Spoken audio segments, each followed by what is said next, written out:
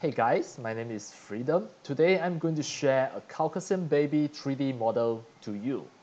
This 3D model included an FBX file that you can open by using the 3D viewer in Microsoft Windows 10, and it is compatible with any of the 3D software because the FBX file is a universal file for 3D, and I also included a blend file for your Blender, and this blend file I saved by using the Blender 4.0.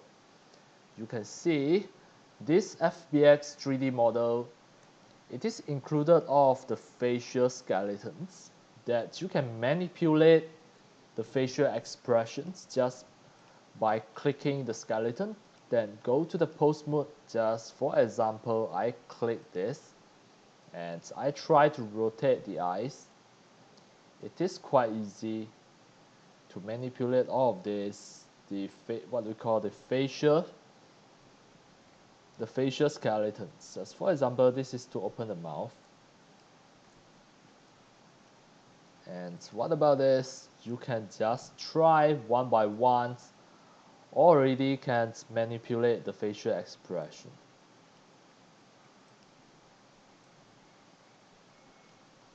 Alright, this is a Caucasian baby, and it is ready for you to make 3D animation because all of the skeletons, the full body skeleton and also the facial skeletons. Right, what else you can do?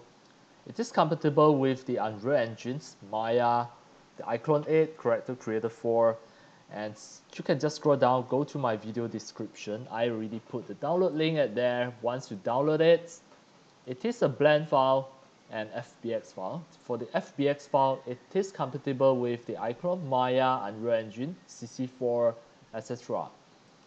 And welcome to download from my link. I originally created this 3D Caucasian baby by using the Make Human Community 1.2.0. Alright. That's all for today about my sharings of this Caucasian baby.